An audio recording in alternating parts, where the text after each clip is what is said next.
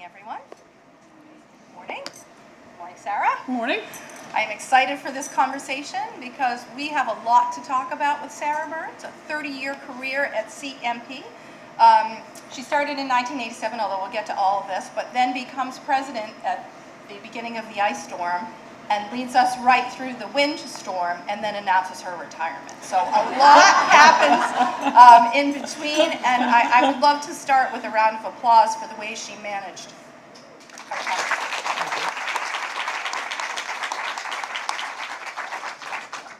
It was pretty amazing, and we're going to get to all of those details about what's happening inside CMP when the lights go out. So, but first, let's start at the beginning and tell us a little bit about where you grew up.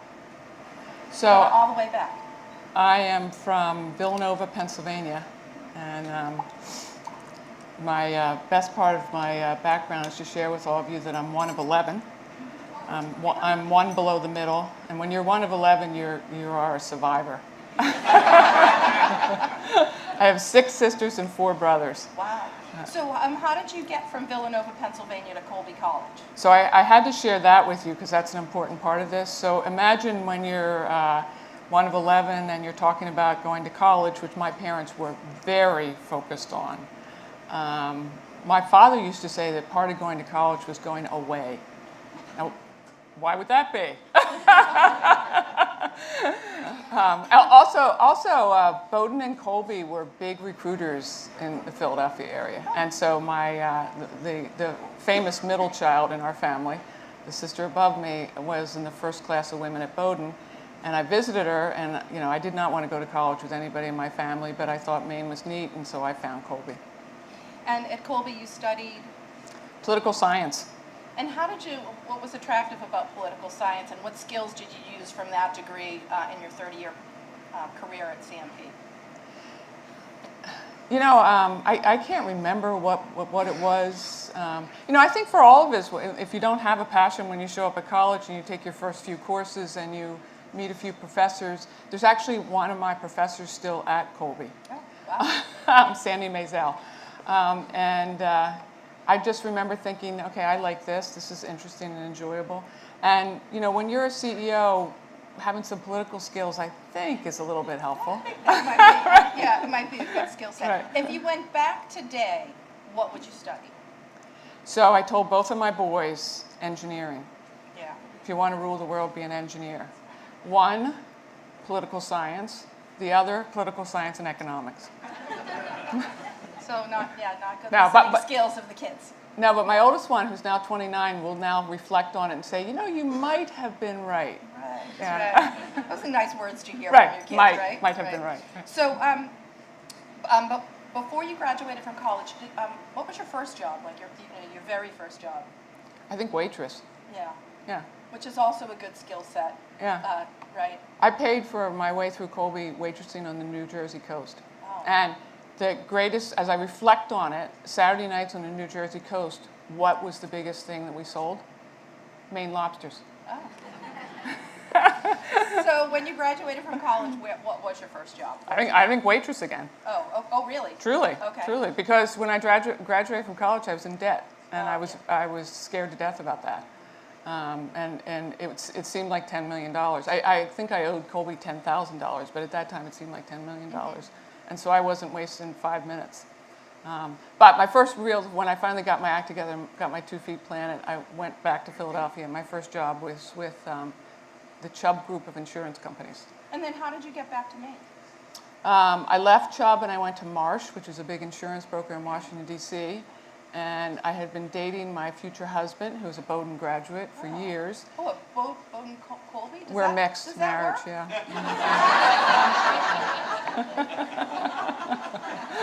I actually just joined the Colby Board of Trustees, and I had to fess this up at the first meeting. Oh, that must have been embarrassing. Right.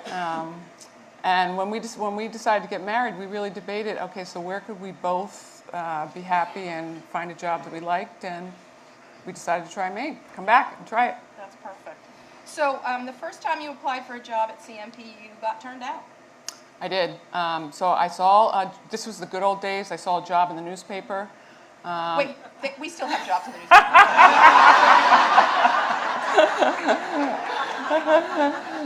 I was at Unum then, and I thought, this is an interesting job, and I applied, and I got a nice form letter, which I always thought wouldn't have been fabulous to have that form letter hanging in my office that said, "Dear Sarah, thank you, you're a lovely person, but you're not qualified." And so then how? I was sitting at my desk probably 8 months later, and I got a phone call from somebody in HR at CMP, and they asked me if I was still interested. And I thought, in that job, I'm not qualified for. But it was a real leadership lesson when I figured out what happened here. So they hired someone, they terminated him. The then president of CMP, John Rowe, asked for 3 resumes of the prior group that had applied, but he specifically asked for 3 women. And think about this. This is 30 years ago, and his view of it was at CMP in that time, there were very few women in any management roles. And we interviewed with John Rowe for the job. So he interviewed with the president, and it was a lower level management job. And the famous story about that was I had a 3 o'clock interview. At noon I left, I was about to leave Unum, and I get a phone call from Mr. Rowe's secretary, and he says, he doesn't want you to come, it's snowing. And I said, no, I live in Maine, I'm coming. And I walked into the lobby at CMP at 1 of 3. It's the dumbest thing I've ever did in my entire life, making that drive. And I couldn't focus on anything other than I was alive. Yeah. And John Rowe's style in interviewing, which I learned about him later, was you had to ask all the questions. So I sit down, and he says, "So what do you want to know?" And I'm thinking, why I'm here, how I'm alive. How am I getting home? Right. Do you have to sleep over? Right. But I quickly found out, I knew John Rowe had worked in Philadelphia, and so we got through about 5 minutes of that. Sorry, I just got a note. It might be somewhat ironic that your mic lost power during this interview. Oh. Did Sarah's mic lose power, or No. did mine? No. Oh, she's good. Okay. Am I back in action? Frank? No? Oh, Let me see. awkward. I always say when this is internal in a business, it has nothing to do with CMP. There we go. Okay, we're back, and we're back. Okay, great. So, I do sound much better, don't I? Okay. So you obviously showed your tenacity by driving through that snowstorm for your first interview. So let's take us from your first job to your path to CEO. So my first job was in finance, and I was there for about a year, and they asked me to take over a function that was in human resources, a workers' compensation function, which they brought into finance, and I took that over. A year later, they asked me to go into HR, and actually, in my career, I've never said no to an opportunity, but I was a little resistive there, because I thought, I had figured this out by now, that CMP did not have a lot of women in management, and I thought, this is a little stereotypical, that I come here and then they move me into HR. But I also then learned the functions I would be taking over were very interesting. We were at the beginning of building a 401k plan, and I thought, okay, this is going to be interesting. So I moved into HR, then I moved up at HR, and I was the VP of HR. And at that point in time, deregulation had passed, and we had to split the company up and sell generation. And they split the company up into generation and distribution, and they asked me to, the joke inside the company is I became the disco queen. I was the head of distribution. And when I became head of distribution, there were a lot of people at CMP who wondered why it had been offered to me. I wasn't an engineer. I hadn't been there long enough. I knew nothing about a storm. And the first storm was the ice storm that I managed. So by the end of the ice storm, no one could say I didn't know anything about a storm. And if you ever want to think about retiring, it would be after a storm. Yeah. So let's talk about managing through a crisis. So whether it's a credit card breach, or I thought Hannaford did a great job recently managing through the fire that they had there. Now you managed through this historic power outage. So, and people look to the CEO for guidance. So tell us what your role is, what's happening in CMP, how are you preparing for this? So for storm management, and my attitude about a storm is we go into every storm looking for opportunities to get better, but to manage a storm you got to have 2 things. You got to have a plan, and it's got to be practiced and flexible. And there is a written plan at CMP, and it is well practiced. And when I say flexible, there's no two storms that look alike. So you couldn't write a plan to respond to any particular storm. It's just got to be broad enough to deal with a crisis. And you have to have a team that's practiced and flexible. And we have an extraordinary storm team. And I'd put our storm team against any storm team in terms of responding. But every storm is different. There's some storms that hit a portion of CMP. There's some storms that hit all of CMP. The nature of the storm, what's the type of damage, what's the kind of help we need. And the world around us is changing. The rules for storms change. Historically, when you got help in storms, it's because you had developed long-term relationships with a lot of people around you. We have strong relationships with Canada for this very reason. CMP helps Canadian companies in storms. Canada comes and helps us. The rules in the utility industry are pre-established. When you move to help in a storm, how you get paid, how you moved, that's all pre-established across the country. But after Sandy, those rules were changed in a way that the partnerships that we've had historically have been taken over by more formal rules in how we allocate help. So this storm in particular, historically, we wouldn't take help from certain distances because you have to pay them the minute they roll out of their parking lot. So if you take help from Florida, you pay them the minute they leave their parking lot. So probably for 3 days, you pay them to drive, which is an enormous expense for ratepayers. But with the new rules, you have to take the help you're offered. So some of the decision making that we've been controlling historically has been taken away from us. Which is another challenge. Yeah. So in this last storm, we had crews from Florida, we had crews from Kentucky.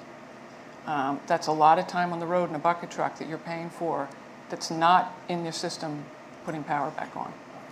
So now, as the CEO, though, do you really kind of have to step out of the way a little bit and let the storm team take over? Because you're not really you're not calling the shots from the bunker. No, so I'm not in command. I see myself, I always think of leadership in this way, and I smile because a lot of employees now repeat this to me when I talk about leadership. But I always think about situational leadership, and sometimes you drive the bus because you have to. Sometimes you get behind that bus and you're pushing because everything's all right. You just have to give it another push. And sometimes you're just running along the bus cheering, saying, "Great job, keep doing it." In the storm, I cheer, I push. I do public relations exactly according to what public relations tell me to do. They say we're going to have 98% on Saturday night. I might push them on that. But because we have such a strong team, that's the role I can play. I'm with them at all times. We work 17 and 7. I'm there. It's very important to be visible. I'm out on the road visiting our various offices. In a storm, we have an all management dials into a phone call 3 times a day, in the morning, in the afternoon, at night. Late into the storm, I move around and take the call from different places. So people see me, they know I'm engaged, they know I know everything about the storm. I'm often privately meeting with command to make sure I'm pushing, and I'm out in the field cheering. So you told me a funny anecdote about the attorneys at CMP, what their role is during storm mode. Like, everyone has a job, right? So what your normal job, whether you work in finance or you work in HR, in storm mode, everyone's got to do something, right? Absolutely. So when we go, like the last storm, when you go into a storm that size, the first thing the PR group comes is with my standard email. The email is, "We are in storm. Everybody is in storm," which means if you're regularly a lawyer, I think two of our lawyers go over and they work in one of the service centers. When we bring in outside line crews, they need equipment on the truck that fits the equipment that they're working on. So the most efficient way to do that is when they arrive, we have packed packages for them, which we load on their trucks. So they're not waiting in a line looking for a particular piece of wire. It's all packaged. A lot of the lawyers build those. Build the storm kits. Which is pretty awesome, because when you're in law school, you don't anticipate that you're going to be packing bucket trucks during a storm. But I think that's really cool. And in fact, the joke is we finally found a useful job for the lawyers. All due respect to sponsor Bernstein's role. The CMP lawyers. Yeah, that's right. Internal counsel. Right. So what were the lessons that you learned from managing the ice storm that prepared you better for the windstorm? And is that what we're calling it, the windstorm? I don't know if we have an official name for it. The official name of that storm is, I remember on every phone call we started with the official name of the storm, yet I can't remember the official name of the storm. So the ice storm, I guess, effective communications. The customer wants to know that we know they're out, that we're working hard. You want to be out there talking about what you're doing. The ice storm, every single service center at CMP in the ice storm and the windstorm became the size of CMP. They had the number of bucket trucks at their service center that we regularly have in total at CMP. Oh, wow. So every single local manager became, a manager. Do they have the experience and the expertise to get out there and do that? Making sure that we have strong storm plans at each location and that we have a team there so that the people who plan for the next day work overnight. They know what's been done, they work overnight, they build the plan, so that when the bucket trucks arrive, they're not sitting there waiting. There are famous storms across this nation where you can see bucket trucks sitting at Walmart for hours and hours and hours, and they're waiting for assignments. Yeah. You're paying an enormous amount of money for that waiting. So out of the ice storm and into every storm since this storm, we make sure you arrive, here's your orders, get going. The other simple thing, there's some real simple logistics. How do you feed all these people? And where do you put them up, especially when you're having power problems? Yeah, because we were instructed by the Press Herald not to feed the linemen, right? No, it was a problem. Like people were bringing them out, coffee and treats. Yeah, one of the hardest things to deal with the press is to tell people not to be nice. Right. In every press conference and when we had our press meetings, I talked about this. People in Maine are incredibly kind. They want to offer them coffee and cookies and everything, but they work in a safe zone. And if you take them out of their safe zone, they're coming out. You're slowing them down. But the complexity for us is you get them on the road. They have a work orders for the day. Lunchtime comes. What do you do? Well, historically in a storm, and it's still in a lot of places, they break down and they drive to a restaurant. They park their bucket trucks, a complex piece of work. They go in and they find a table. They sit down and they read a menu. They order. They wait. They pay their bill. I mean, they eat 2 hours. 2 hours of daylight, of working time. So probably by the 6th or 7th day in the ice storm, we figured out we had to make them lunches and send lunches to them. Well, now when you get your work in the morning, you get your lunch. And I think there were extraordinary businesses in Maine who do this for us, who are now part of this machine. Oh, that's great. Yeah, I think we made 23,000 lunches in the last storm. Wow. And I had to laugh because there was a point where Amado's said, "Uncle, we can't make any more." Our CFO, our president, every single person is making sandwiches. 1,300 is our limit. Yeah. Wow. Right. Wow. That's a lot of Italians. Right. But the critical message to me is you've got to be enormously efficient. Line workers are very expensive resources. Is all you want them doing is putting power back on. You don't want them doing anything else. Right. You picked up a customer service call and talked to one of your customers who was, I guess, a little surprised to be talking to the CEO. And what was the message that he had for you? So I do, and this is a good thing to say in public when I'm retiring. If I'm in my office and it's a 207 number, I've always answered. It's my job to answer. If it's not a 207 number, I don't feel it's my job to answer. But, so I always take customer calls. During the storm in particular, if a customer wants to talk to me, I'm available. But it was Saturday morning of the storm, and it was probably 8 o'clock in the morning, and a gentleman asked to speak to the president, and I said, I am the president. He says, "You are kidding me. There's a lady who's president of Central Maine Power Company?" And I said, "Yes." And he said, "Do you have any experience?" And I said, "Well, I've been here 30 years. And he said, "Well, how long have you been in charge?" I said, 18. And he doesn't know what to say, so he says, "Lady, I'm pretty sure if there was a man in charge, I'd have power," and he hung up.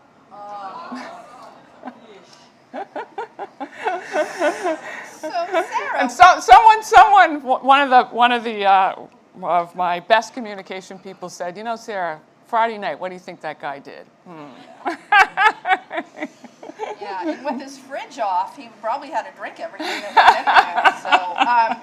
So, So, really, what has it been like to be a woman in a male-dominated industry with a male-dominated workforce? What have the challenges been for you, or the lessons that you've learned that maybe advice that you could give to other women about, how to advance in that environment, and also when your customers are questioning it? Right. So, it's interesting. As I reflect back on my career, I can share with you that story about John Rowe, and he made a choice, and he wanted to bring women into CMP, which, if you're in a leadership position, it's a good example of, if you want to make a difference, you got to make the difference. You got to pick something up and say, I'm going to do it.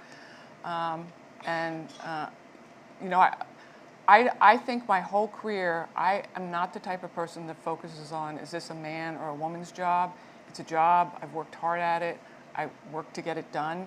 I think most people who work for me would tell you that's what I've focused on. We have an extraordinary team at Central Maine Power Company, extraordinary. The 30 years I've been there, I often say when I'm talking to employees, the reason I love my job is because I'm proud to represent them. But I have never been the type of woman that focuses on it's about being a woman, it's about being a good leader and a good boss. Right. And that's been my focus. So let's transition then to the principles that have guided your actions as a CEO over your career. What are the things that are most important to you? So, in many ways, I've grown up at CMP, and if you had asked me 15 or 20 years ago to sit here and talk about leadership, I think I would have stumbled around. But now I am more often asked to speak at leadership events than I am at energy events. But as I reflect on it, I think having a clear vision, and it could be a vision, a strategy, you can call it whatever you want to call it, but clearly telling people what we need to be working on, what we need to be doing, and saying it and saying it and saying it again. And when I talked to line workers at CMP, our substation technicians at CMP, our engineers, our lawyers. I don't care who I'm talking to. It's got to be a clear message of where we're all going. We had a leadership conference probably about 15 or 20 years ago. Somebody came and spoke to us about leadership at the company, and he had this very good way of putting it. If your team is supposed to go to Burlington, tell them every hour we're going to Burlington. Tell them why we're going to Burlington. Tell them how we're getting to Burlington. And keep telling them we're going to Burlington. And it's always stuck with me. Keep telling them what we're supposed to be doing. So what are we supposed to be doing at CMP? First of all, it's a very dangerous job. In my 30 years, 2 line workers have died doing their jobs. It's a very dangerous job. So safety is incredibly important to everybody at the company. It's incredibly important to me. The customer, that's what we're there for. We're there for the customer. And we've done an enormous amount of work understanding what our customers want. We do an enormous amount of research. We do all kinds of different levels of research, focus groups. We participate in nationwide research, but understanding what the customer wants. Electric customers want 2 things. They want the lights on, and they want a low price. And so when you're talking to your employees and you're thinking about challenges, no matter what it is, you've got to focus on the customers. We've got to be skilled professionals. We've got to know our jobs. We've got to understand how to do the jobs. We have to have the ability to grow in our jobs, which I think we can, and I think we do at CMP. And we're enormously hard workers. I'll put the amount of work people do at that company, I'll put up against anybody. And before the rules changed, as we shared resources in storms, there were companies up and down the East Coast that were in storm and would call us. They'd jump over 15 other companies that they could get help from, and they'd call us. And people would say, why are they asking us? Because we have a reputation of coming into a storm and working hard and making a difference. That's great. Yeah. That's great. That's the Maine work ethic for sure. Right. And it's nice that it's known throughout the country. Right. One of the other things that you've done during your career is manage ownership changes. So there were a couple of them, and oftentimes when there's a new owner, the CEO is the first to go. So how did you work that, and what's it like really for your staff too, as there's a lot of anxiety around ownership changes? Right. So this is a great opportunity. I often have to explain who CMP is today. So we're 118 years old, and up until 2000 we were a standalone company, and if you compared us to the rest of the utility world, by any stretch of the imagination, we were a pretty small player. And in around 2000, we were bought out by a New York holding company, Energy East, and their biggest holding was an upstate New York utility. So we became part of them. And when we became part of them, there were a lot of people at CMP who were horrified, just horrified that the board sold us.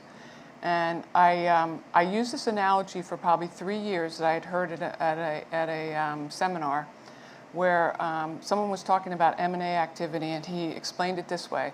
When you go to work every day, you're in a road race. Think about this today. And in that road race, when you show up in the office, you know who runs hard, who doesn't run so hard, who would offer you a water bottle, who would probably trip you. You know all the rules of the road. You just it's a pretty comfortable thing every day. The day you're bought, your road race is over, comes to a dead stop, and there's a new road race, and it's over there. And the visual is you have to make a decision to go over there and get in that race. And there's a lot of people who decide, and they sit on the side. What I said for 3 years after we were bought in 2000 was, I've gotten in the race. You need to get in the race with me. I'm learning all the players. I'll explain it I'll share with you who will share the water bottle. I've already figured out who's going to trip us. But we've all got to get in the race. And then people would say, well, what happened to so-and-so? And I said, well, did so-and-so ever get in the race? No, they sat on the sidelines and they complained. So if that's what you're going to do, you're not going to be around. And it took a long time to get people to think about it that way and think, okay, this wasn't our choice, but we're going to try to be the best in this new road race. And then in 2008, we were bought again. Iberdrola bought out Energy East. So in 8 years, we went from one of the smallest utilities in the world by any scale to we're now part of the fourth. Iberdrola is about the fourth largest utility in the world, if you think about change. And I had to start all over again and talk about the road race. But I think it's important when you go through this. I've always said the further up you are, the closer you are to the door. Clearly, we've seen that with a lot of M&A activity. Yeah. So how do you make a difference? Get in the race. Be part of the new group, be proud of the new group, explain the new group, work hard, and make a difference. And to kind of wrap that segment up, can you explain Iberdrola and Avangrid, or is it Avangrid? I always try to make everything French because it sounds better, but I don't actually know which one's right.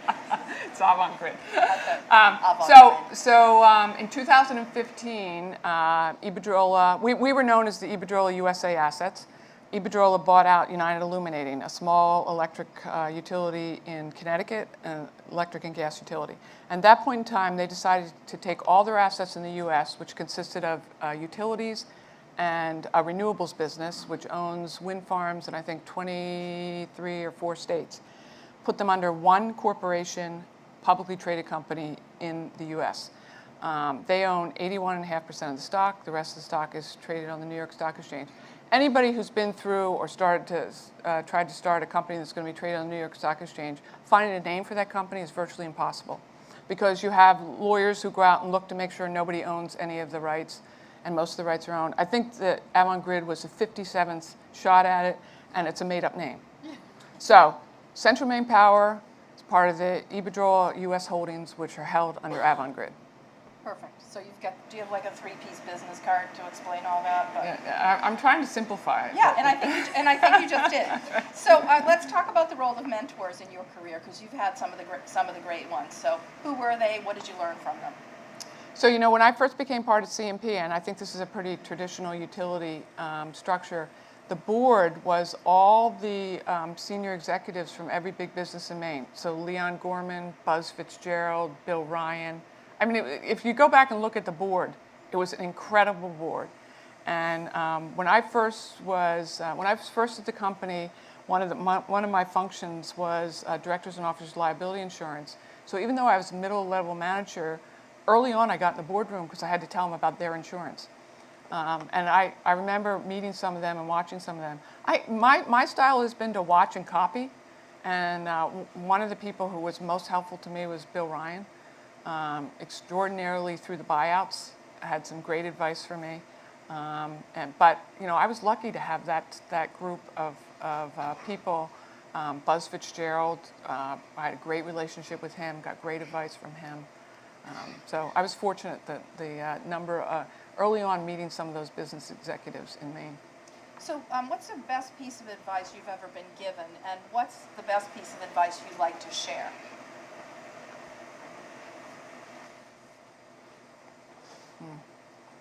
So after one of the buyouts, I think I was talking to Bill Ryan about a challenge I had, and I really did go to him and say, okay, this is what I need to get done, and I don't know how to do it. And he said, well, let's think about this, and he kind of walked through it, and he gave me some advice on how to do it, and I'm not going to share the exact advice, but one of my takeaways from it was ask for help. Ask for help. I mean, I was in charge, but I really didn't know how to do it.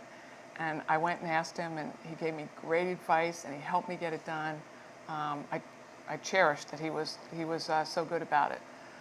So I don't care what position you're in, ask for help. You never know everything. You never know everything. There's many people I deal with who are much smarter than I am.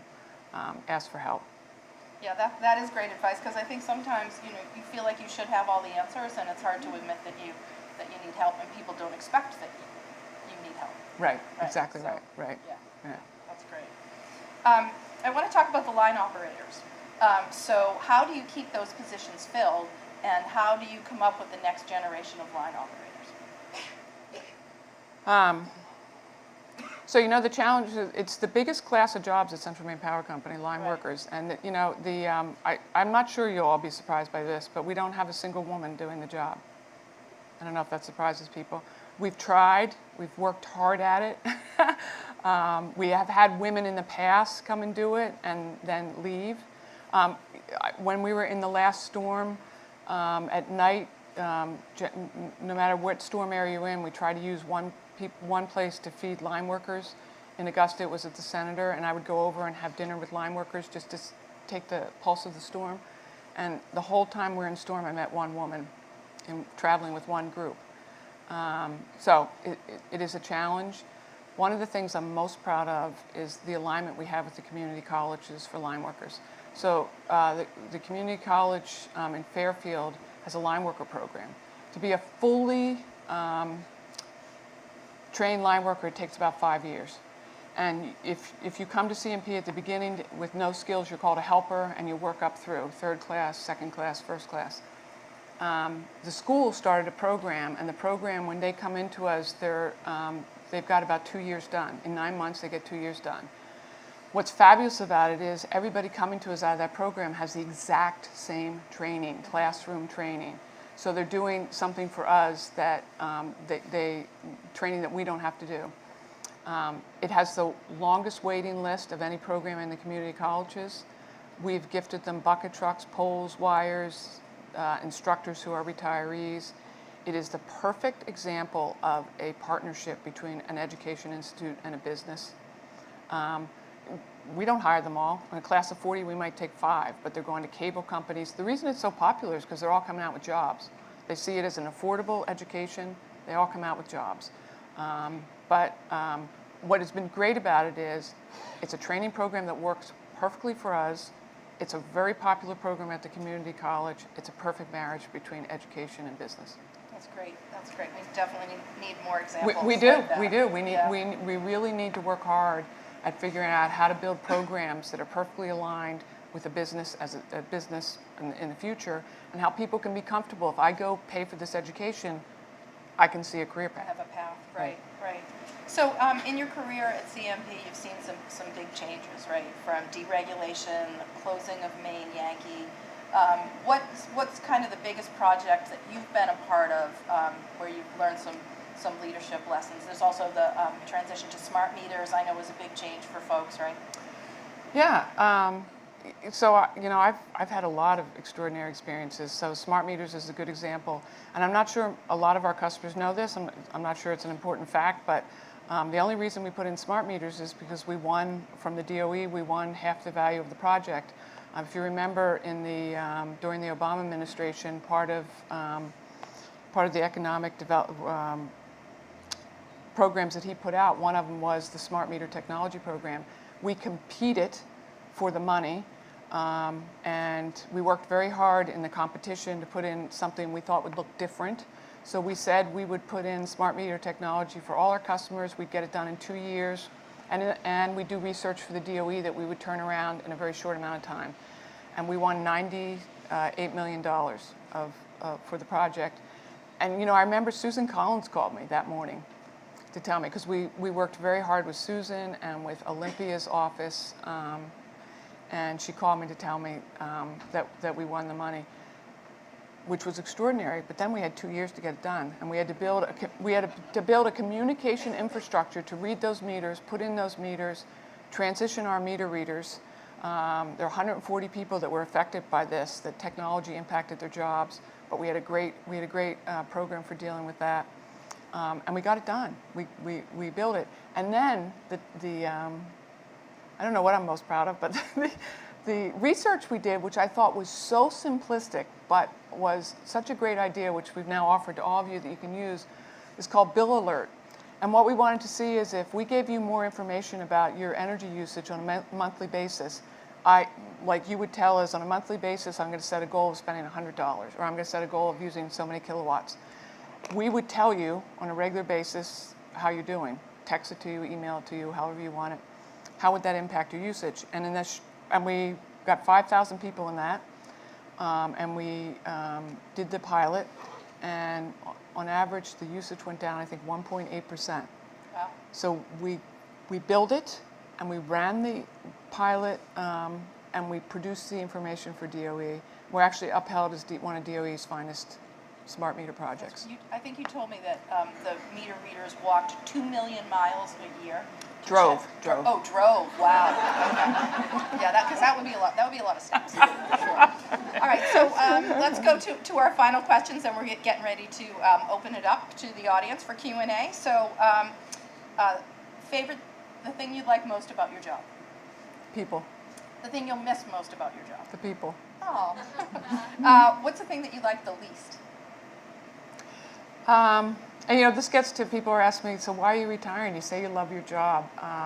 It's a 24-hour day, 7-day-a-week job. If you ever want to really feel it, come to Hannaford with me. Because I either have to talk to and I love talking to them, our customers, our retirees, our employees in every Oh, they all work in aisle. Hannaford? No, they're in every aisle. They're in every they're aisle. shopping. Oh, and so I have to stop and talk to them. Yeah.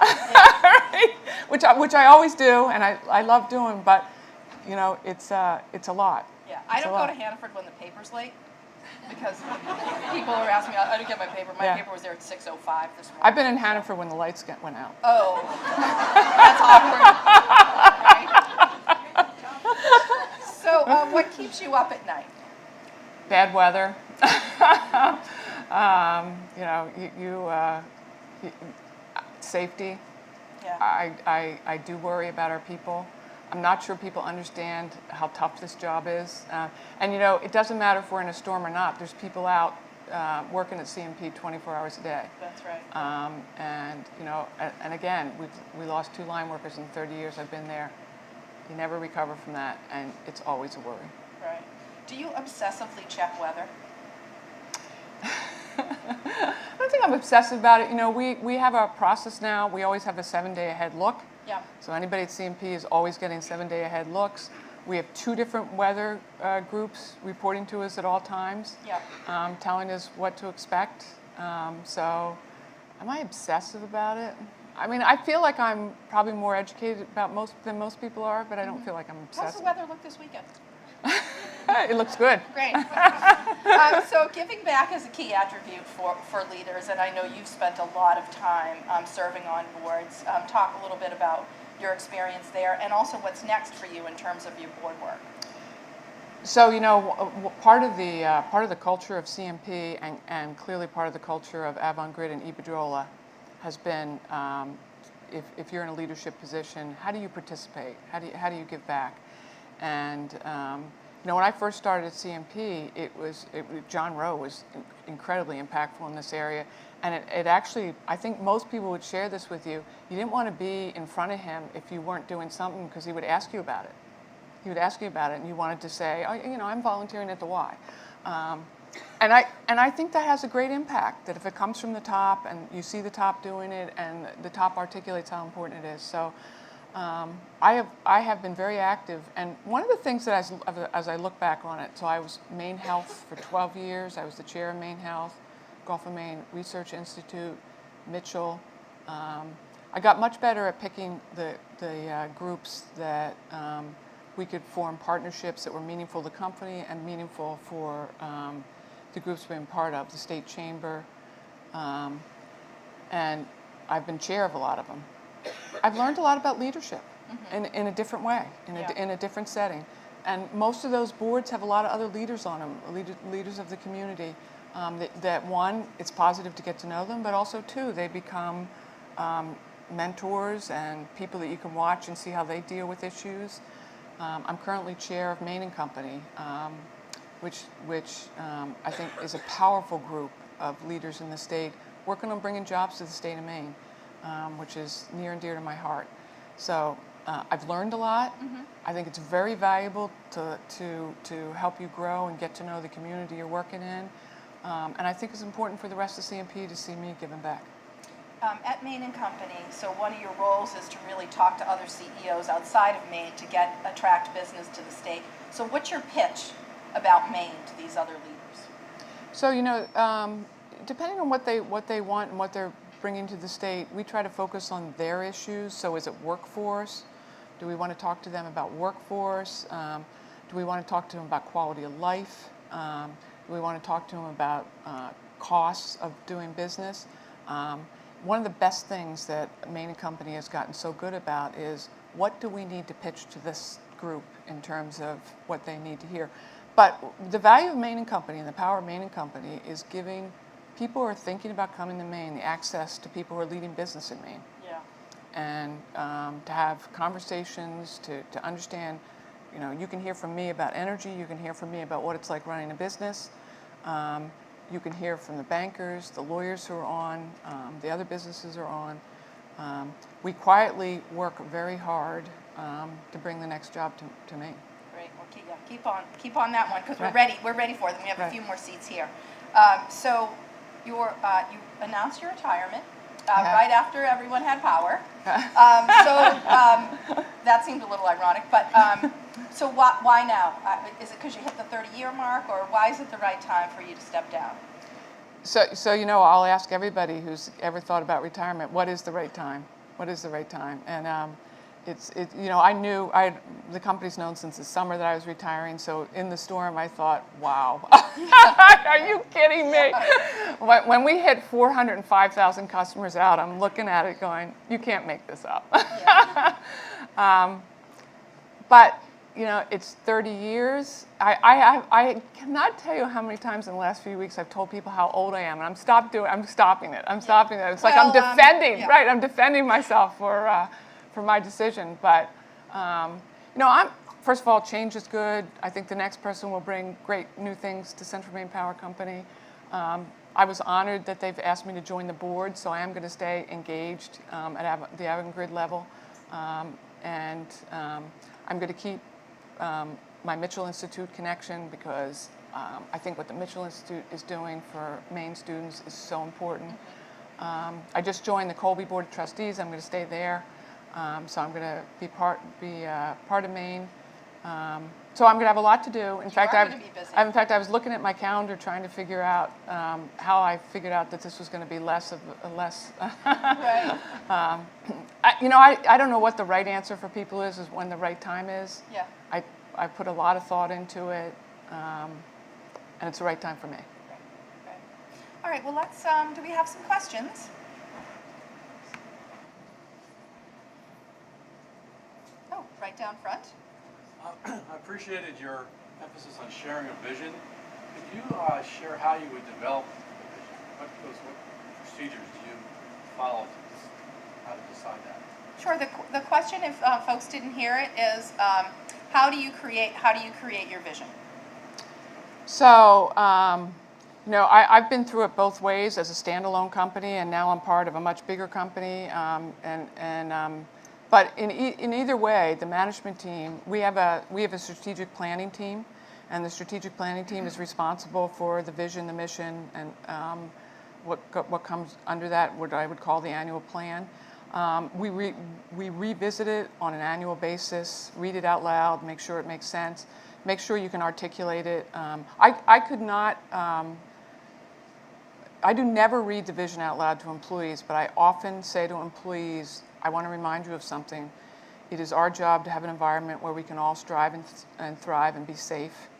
We have to focus on customers and reliability, and we're all responsible for a strong business. That's our vision. But if you read it, you'd say, how'd she get that? But you have to have a vision that you can articulate, and people can nod and say, yeah, I get that. But I would say you do it through strategic planning with your leadership management, through many exercises of putting it up, reading it, and saying, is that really where we're going? Does that make sense? Can I explain this to people? Can I connect this to what we're doing every day? And what we're doing every day, I mean, does it loop? And it's an exercise, and it's an exercise I think you should revisit once a year and make sure that you can answer those simple questions. Can I explain it? Is it connected to what we're doing? If I look down the road, does it make sense to where I want to go? Yes, I have a two-part question. Well, down the road as being international now, what's the plan for someone coming into station operations? Some station operations from as an apprentice up technician level on in-house training. And the other part is, what's the company's view on American-made versus foreign-made, like power transformers, circuit breakers, and relay in the future? Okay, so this is one of our employees asking the question. Retired. Retired employee. A great, worked for us for how many years? 37. Right. He beat you He by did. 7 years. Hey, there are a lot of, you're going to be not surprised, there are a lot of people who have worked longer than I have. And there's many years I felt like a rookie. I'm going to start with the second part of your question for procurement. For procurement, we have a global procurement team that's out procuring across the globe. It's our job to find equipment that is the least cost but the best equipment. And that's part of the pressure on rates, that you've got to make sure that you're procuring in a way that is affordable for your customers. And in training, you know, substations, we have figured out the line worker training. We have a perfect alignment with schools, and I think we could do a much better job. This is another example of where we could get some of our community colleges to help us with substation technicians, who are a critical part, as critical as our line workers. If your substations don't work, it really doesn't matter what your line workers are doing, because the power isn't flowing. And I actually would like to see some of our schools help us with more of the technical training for our substation workers, so that, like the line workers, they come out of a school with a certain amount of training, then they move into our program where they're actually in a substation. I think we could do a better job there, to be honest with you. Great. Oh, yeah, Amy, your point of the question is good. Great, thank you for this wonderful interview. My name is Sue Inches. I've done some energy policy work. And my question is about, seeing a trend where people are interested in establishing more distributed energy, microgrids that might be self-sufficient, that kind of thing. And I'm wondering, this appears to be perhaps in conflict with CMP. So I'm interested in what your comments would be on how strategically CMP might address this trend going forward. So the question's on distributed generation and whether or not it's in conflict with our business. I don't think it's in conflict with our business at all. I think it's our job to have a grid that delivers reliable power. And if people make choices, businesses make choices, or individuals make choices about using distributed generation, solar is a good example, we should have the grid that enables that. That's how I see it. I think the challenge is all the pricing for that. How do you figure out fair and reasonable pricing for all customers if you have a grid that supports distributed generation? But my view of this is we should have a grid that enables it. Great, thank you. Amy, are you having people go up to the microphone? Ideally, yes. Okay, because we got some questions down here, so I'm leaving it up to you. Okay, let's take one here and then I'll bring the microphone around. Okay. Good morning. I'm Courtney Spencer. Thank you so much. I've really appreciated hearing your story this morning. I have a question for you about something that's pervasively in the news these days, and that's sexual harassment. And I'm wondering if you see this as a watershed moment and how you, as a woman leader, have approached this issue through your tenure at CMP. So I was wondering if I'd make it through without this question. And, you know, it's not, the whole talk radio all the way down today was about this. Of course, we're all talking about this. I have said this many times in the last few weeks, that the fundamental issue I see is a total abuse of power. And I keep thinking, power corrupts and absolute power corrupts absolutely. I mean, these people are just abusing their positions. In all the years, I worked at 3 other corporations before I worked at CMP. I have never dealt with sexual harassment, ever. So why? People say because you're 6 feet tall. I don't know. I find it so discouraging. I do not believe a single soul should have to go to work and be harassed about anything. You just think about what the work environment's like, the stress in the work environment today in terms of just getting your job done, and then you add that, it's just horrifying to me. For women, I have been asking people for the last few weeks, why all of a sudden does everybody feel comfortable? Why did they not feel comfortable? I mean, a lot of these stories we're hearing are old stories. And I don't think that makes them invalid. They're horrifying stories. To have to put up with that work is just horrifying. But why did women not feel comfortable? People are saying now it's just a matter of numbers and people feel more comfortable because people have come out. And one woman pushed back and said to me when I had this conversation with her the other day, Sarah, if the next paycheck is your rent, you are not going to say anything. You're going to put up with it and you're going to come to work. There's probably some truth there. But in all of this horrific conversation, I think we should be asking, what makes it an environment where you feel comfortable saying something if something happens? And do we work in that environment? In all the years I've worked, if anybody who works for me knows this, don't tell me a dirty joke, I don't want to hear it, and I've told you I don't want to hear it. So if you're working around me, I think you know what type of environment I expect. But why do people not feel comfortable? And the best thing we can all do as in any work environment we're in, go back and ask that question. Are we in an environment in the work I'm in today where people would feel comfortable saying, I want to tell you what's going on?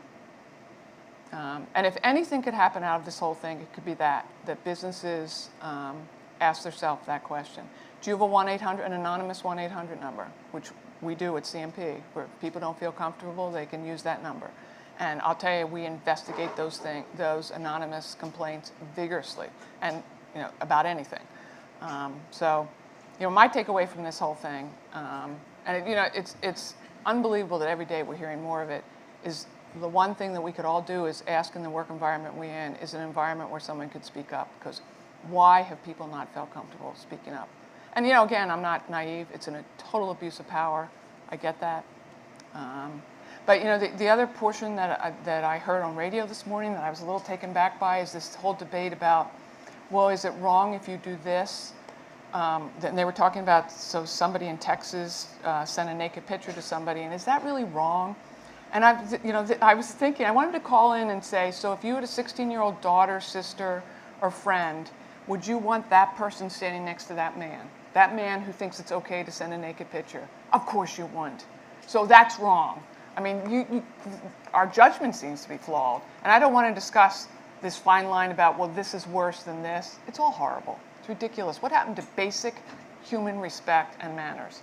But again, I keep saying, what can we all do? We can all ask in our work environment, if someone was harassed, would they feel comfortable raising their hand? And that's how I think we can all make a difference out of this mess. But we've gotten to a point where I turned off the radio this morning. It's gotten so it's gotten so depressing.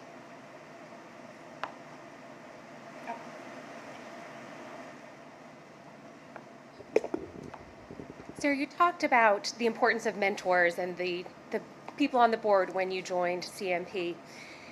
Part of mentoring is not only talking about how you succeeded in sharing that path with others, but also sharing when you faltered and how you got back up. Can you share a time with us when you maybe felt like you had a failure or you faltered, and how did you move forward? So I've had a lot of failures. And you know, this is how I think about it now. And I don't know if I can think of something quickly about something that I thought was a failure, but how I think about how I deal with challenges now and failures. You know, a failure is like hitting a wall. You've hit a wall. You've either made a poor decision. You didn't have enough facts. But my instinct today, and I think this comes with learning, is I quickly, and some people say to me sometimes I too quickly make a right or a left-hand turn and quickly ask, okay, what could we do? What could we do? There was this isn't a particular failure, but there was a challenge that we were working on in a project we're working on right now, and it was about acquiring a right-of-way. And we kept focusing on the same challenge. We were running out of time. We couldn't figure it out. And we had given up on another idea. And I finally said to the team, we keep pushing against this wall that we can't get it done. We can't get it done. We've all figured out we can't get it done. Let's go back. Let's go back to what we tried before, which everybody said was absolutely impossible, but let's try again. And we went back, and we solved the challenge by actually working on something we thought was virtually impossible, and we got it done. So I always think about this as I'm against a wall, go right, go left, go up and down, but don't keep at the wall, which is what a lot of people do. I go to a lot of meetings and they want to talk about, well, we went to the meeting again and he said no and he won't do this, and that's all we're doing. We're pushing up against the wall.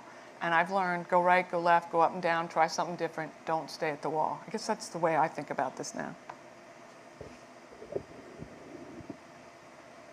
Amy, I can't pick. Are you picking? Morning. Okay, good. Thank you very much for coming today, and I appreciate your comments on supporting microgrids and rooftop solar. And I just wanted to ask, I teach real estate brokers about green energy and making homes more energy efficient, incorporating renewable energy.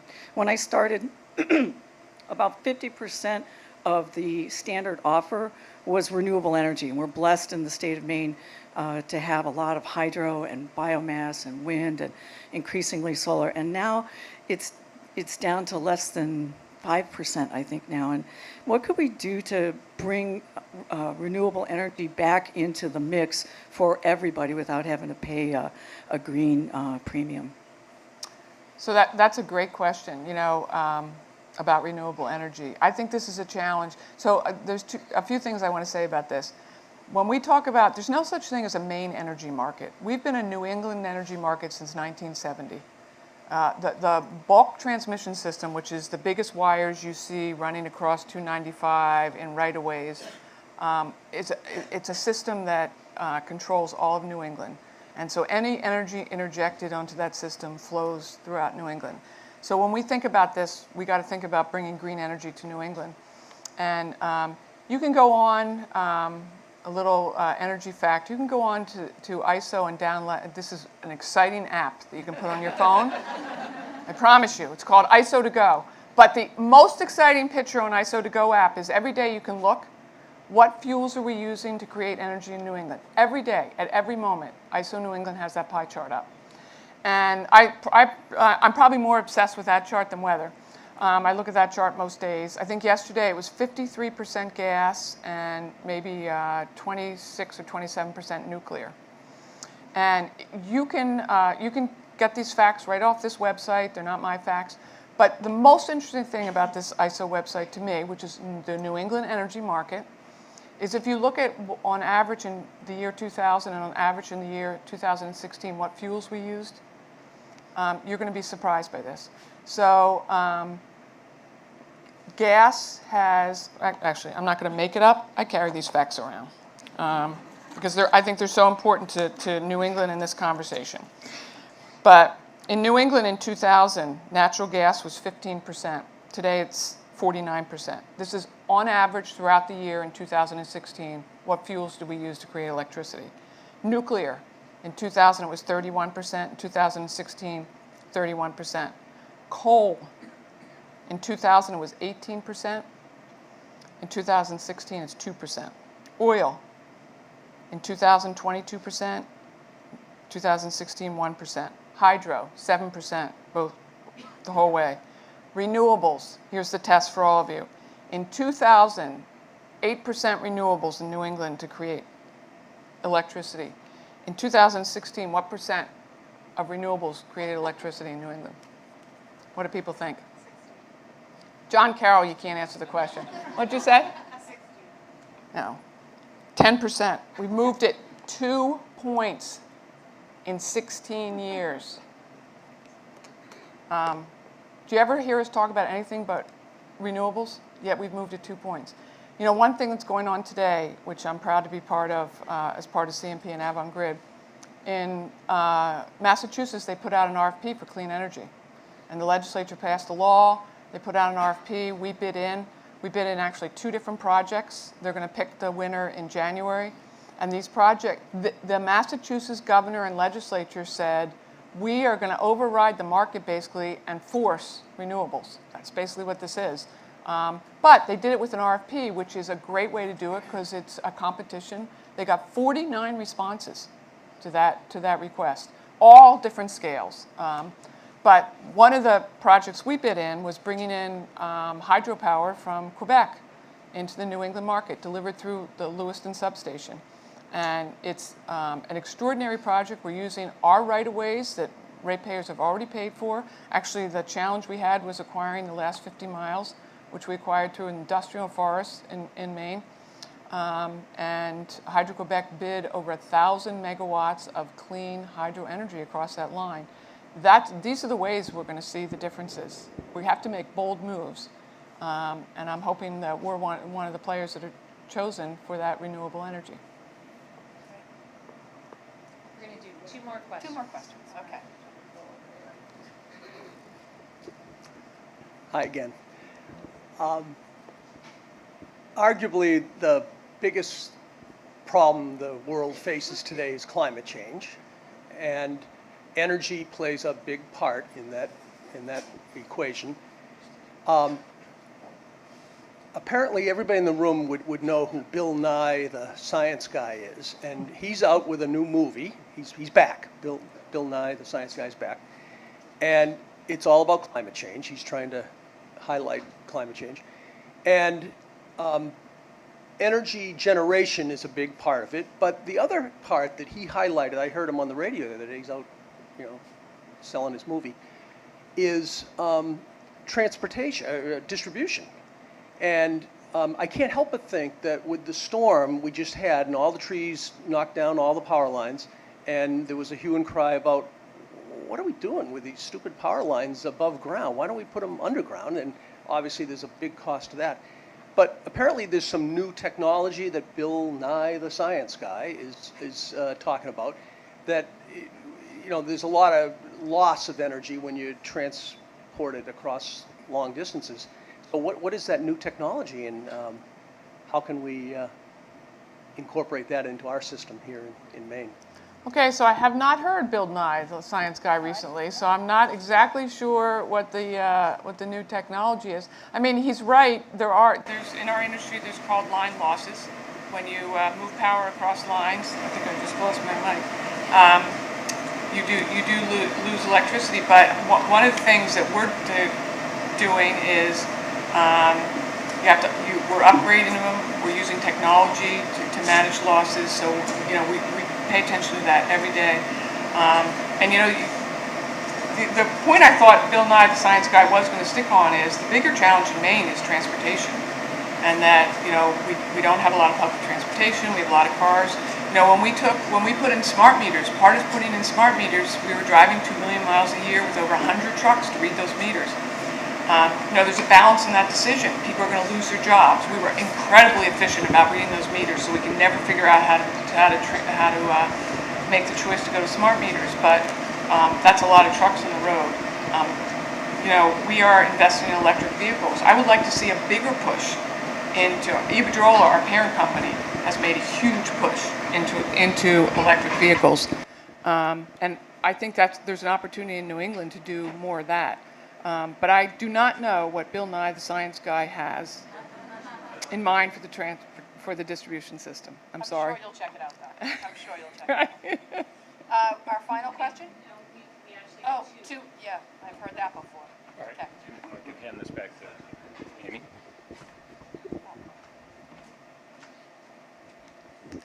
I will try and keep mine short because of the value of the questions that have been asked.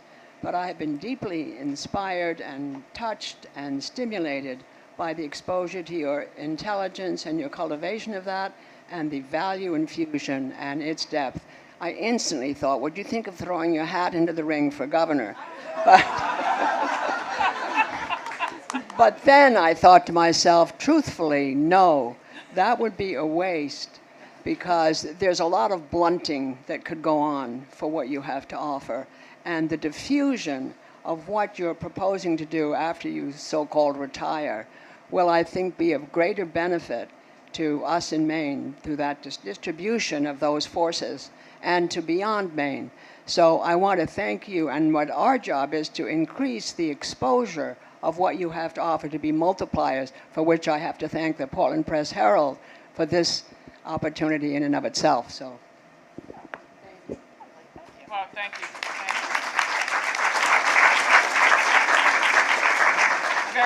I have to share with you that last week I ran down to the State House for a meeting. Unbeknownst to me, the meeting was in my own office, but I went to the State House. And when I was rushing through security, they're pretty used to me. They're telling me to take my shoes off. The three gentlemen sitting there said, well, so we've been wondering about something. And I said, what's that? They said, are you retiring because you're going to run for governor? And I said, no, I will not run. However, if you appoint me, I would be an extraordinary governor, but I will not run. Hi, Sarah. I'm Joan Fortin from Bernstein Scher. I'm really in awe of your leadership of this incredibly complex organization that provides a vital service to all of us. One of the things that we haven't really talked about is that not only are you leading this complex organization, you're doing it in a heavily regulated environment. I know you can't own generation the way CMP used to. There's issues with transmission, and you can't build any without permission, and you need land use approval to do a whole number of things. So my question for you, and then we have the governor complaining about the high cost of electricity, hindering business. So my question for you is, if you could lead CMP on one last big project without the hindrance of regulation, what do you think would be a great project for Maine? Thank you.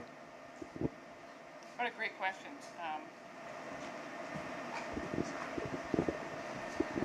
Thank you. Thank you for that nice introduction that you did. What a great question. So it would be this line to Hydro-Quebec. I mean, 35 years ago we tried this idea. We own 60% of the right-of-way in Western Maine. We're already operating in it. We've acquired another 50 miles that takes a turn into Quebec and into industrial forests. It is something that we've talked about for years of hooking. If you look at a map of the way the electric system in Maine operates, we're hooked into New Brunswick twice in major lines. We've never been hooked into Quebec. It makes no sense whatsoever. They have enormous resources in Quebec of hydropower. They have enormous reservoirs. They have enough reservoirs in Quebec, I think, to feed all of New England on a regular day. This would be an enormous win for the state of Maine, because we would get the jobs, the tax benefits. It will have a compression impact on our prices, and it's clean energy. And most important, gas has taken over the lead of running the New England system. And renewables are very important in the mix, but firm renewables, which hydropower is a firm renewable. And what I mean is the sun doesn't always shine and the wind doesn't always blow. But when you have reservoirs, hydro always is available. So if I was going to lead one last project, and many people have said, Sarah, why are you leaving before the decision's made? because I will celebrate regardless of where we are chosen. I think this would be a fabulous project for Maine and New England.